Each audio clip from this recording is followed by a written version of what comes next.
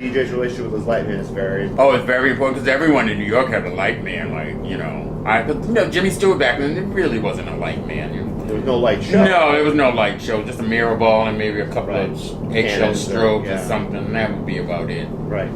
But in New York, they were like, I went to Better Days, and it was, not an elaborate light show, but it was like, it was a light show. But there was thought put into it. Yeah, a little bit, and theirs was like even low budget for then, but right. It was a light show. And then I went to Flamingo, and I was like, all right, this is it. The Flamingo was like the Saint before the Saint came about. Right.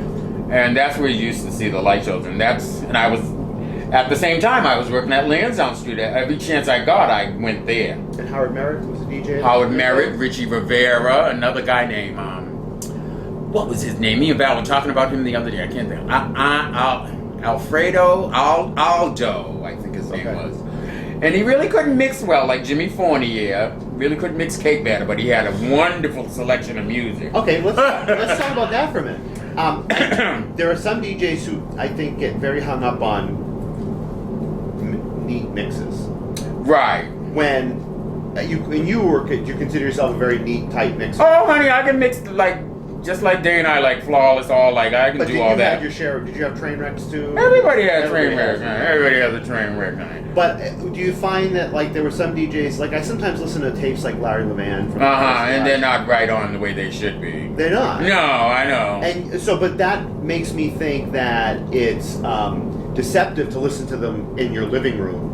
Right. When you really should meant to be heard on a big in that room, in that crowd, because they'll forgive a bad mix. Right, and that's what it was. When you hear them just sitting in your living room, you go, "What the hell?" Yeah, but if the music is on point, then people will forgive any of those. Right. Even a DJ who's only so-so as a mixer. Right. If they know how to read the room and if they know how to create energy, and just do it at the end and just get it in there. That's perfect. That's what that guy at the flute. His name was Alfredo, and he really couldn't play, but he knew how to get them in there right at the end. You'd be hearing it fading out almost, and those powerful sound systems in New York, you just turn it up more, and you just turn it up and let it go, and it just goes right in, But most like Nicky, when I first heard him, honey, he was doing long blends, and he had it done. He gave you a show, so that was something to aspire to. Yeah, absolutely. T. Scott was the first DJ I heard. T. Scott was the first, and then Richie Kaiser was the second DJ I heard in New York. Nicky was the third, and then Tom Savarese. He was another one. He played at 12 West before and after Jimmy, actually. Yeah. And they were wonderful. Yeah. And people who worked at the Cock Ring, Richie Rivera, Chico Star, all those people. The Anvil and such, all those places. So I'm going to bring us back to Boston in a second because but I'm interested. It's interesting to hear that you were going out a lot to New York. Absolutely. There wasn't as much for you to go out to here. But so we go to Saturday Night Fever, and then the post couple of years after that, the Disco Sucks movement starts right in '79. Right. Is that Comiskey Park is in '79, I think? Yeah, and that's when it was wonderful, I thought. Right. At the height of the disco's at the height of its and they're trying to kill it, and they're blowing the records out. Right. So do you remember when that happened? What your thoughts were when that happened? What did you think about it? I was working at Celebration at that time. Because I went to work Celebration after Lansdowne Street. I got a job doing somewhere. I think working with Michael Walsh as an alternate DJ for a couple of months. I worked there at the bar. It was called might have been the Community Club at the time. But I worked at both of those places. I mean, the same place, different names, but I worked there. But Michael Walsh was the head disc jockey at the time. Then at the time that whole Comiskey Park thing was going on, I was working at Celebration. And, it was a big room upstairs, which Celebration was downstairs, and in the back was a small room. Straight again, right? Yeah, all straight, but I didn't play any of that. I wasn't playing, well, I guess I was, Get Off and stuff like that by Foxy and those kind of records. You had to play, but like Henry Vara, he had a DJ there named Joey Iron Tosca.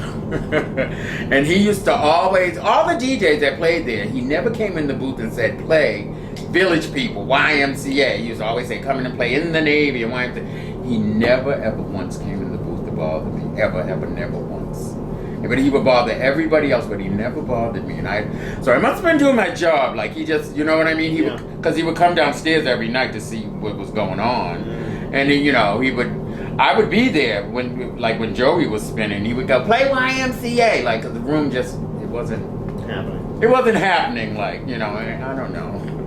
Yeah. I must have had that flavor, honey, you know what I mean? You said you didn't take yeah, I'm pretty sure you did. You weren't taking requests a lot, you said then, but were there a lot of requests then?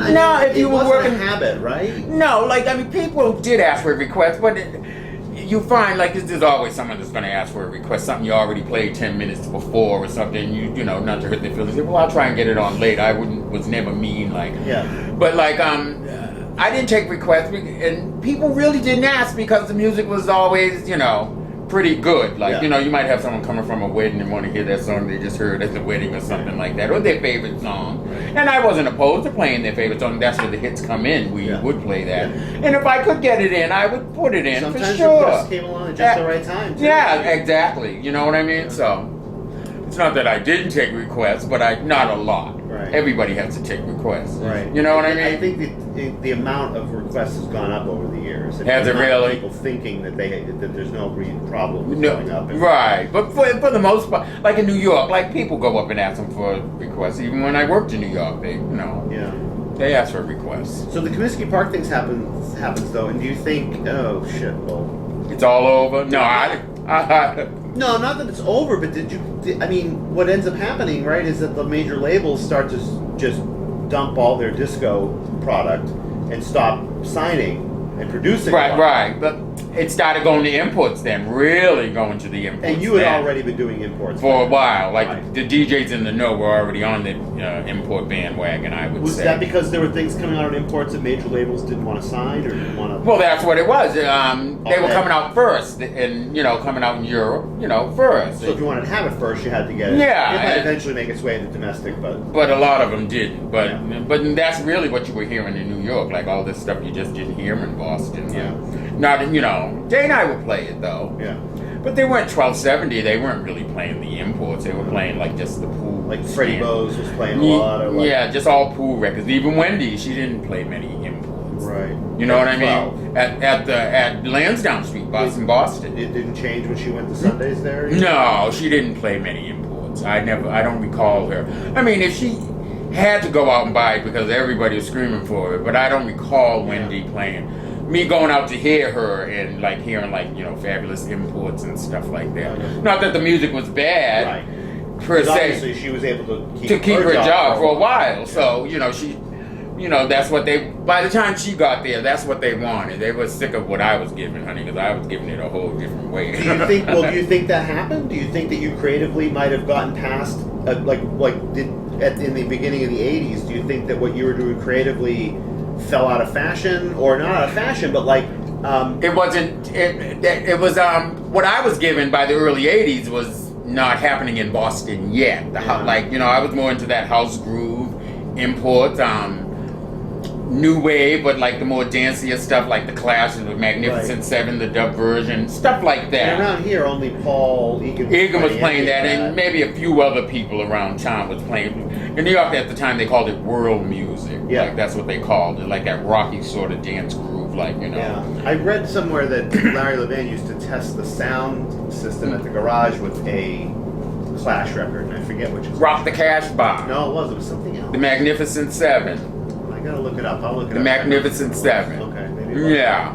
They used to play that to death, mixed by John Luongo. Fabulous mix. John Luongo is somebody else who I have to talk to about. I know he doesn't live around here anymore. He's another one. If it wasn't for him, he's the one that let me in the Boston record pool, honey. He knew I was only, but he saw a kid that wanted to get into something that wasn't going to get him into trouble and, who enjoyed the music. And thank you, John Luongo.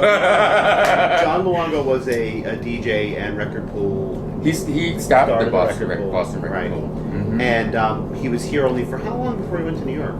Oh, he was here for a long time. He was? Yeah, he didn't go to... He started going down doing projects and everything, but I'd say by 78 he was starting to hang in New York more, and he left the powers of the record pool to George, and Carol was there at the time, I suppose, Ani. He left it to those people. He took Roxy and they went to New York. He was... because I guess they had given him the money for that record label that he started, Billion Records. Right.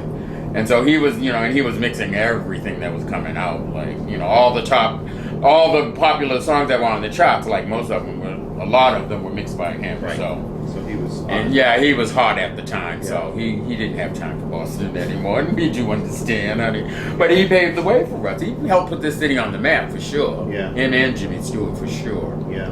You know.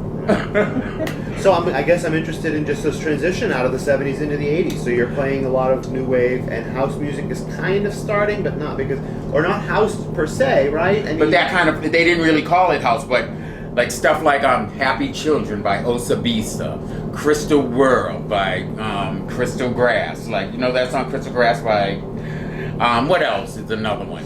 Sultana, there again, Sultana by Titanic, Santa Fe by Titanic. Now I know Osabisa had some hits, didn't they, earlier in the 70s? Yeah, Happy Children was one, and they had another one, Happy Children. Is everybody read? I gave a copy to Richie Rich. She told me the song is incredible.